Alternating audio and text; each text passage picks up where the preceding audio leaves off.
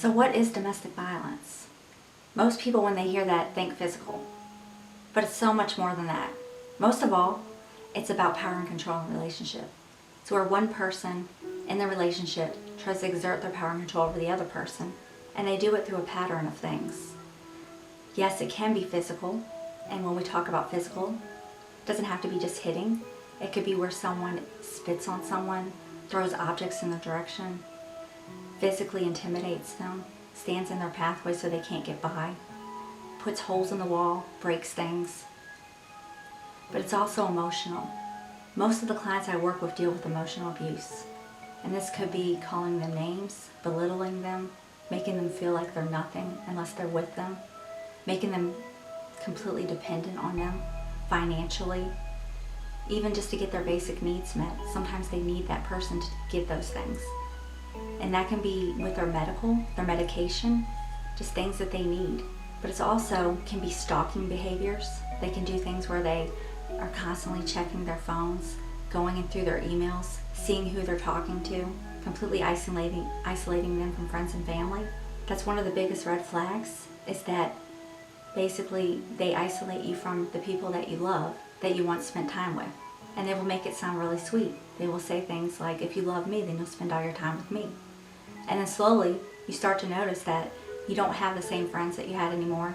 You don't even get to spend time with the family that you like to spend time with.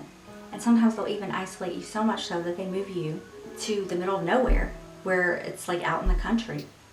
And there's no way to even talk to a neighbor or to get help. They do this on purpose to have that power and control. Sometimes they do this financially. They block you from the bank accounts. They make it so you don't have access. They only give you a certain allowance. They track everything that you do so that you're not able to get your needs met or to even save a little to leave, so you're stuck. Sometimes they use your kids. They will say that they're going to take them away from you if you leave, that you'll never be able to have them. Sometimes they will make it so you can't work outside the home or you can't go to school to better yourself. And then they'll turn around and use that on you and say that you have nothing, so you'll never be able to get to keep your kids because you don't work. So they will twist it psychologically on them. Sometimes they'll make them feel like they're crazy.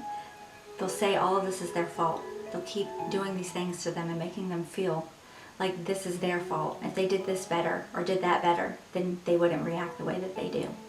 Sometimes they threaten to hurt their pets. A lot of people think that's crazy when I share that with them when I'm training them. They think, pets? Really? Wow. But we do. We have a lot of people that have not left a relationship because they threaten to hurt their pets. And us living in Virginia, we live around farms. I've had clients in the past say that they would hurt their horses, so they can't leave. And we do have shelters to help with pets. But when you think about in terms of farming animals, where are they going to go? So they don't leave, so they feel stuck. So I say all this to you just to educate you a little bit about what domestic violence is, that it's so much more than just physical. There's so many other components and so many things that they do to be able to get that person to feel hopeless and to feel like there's no way out. And it's all about power and control and what control they can have over that person.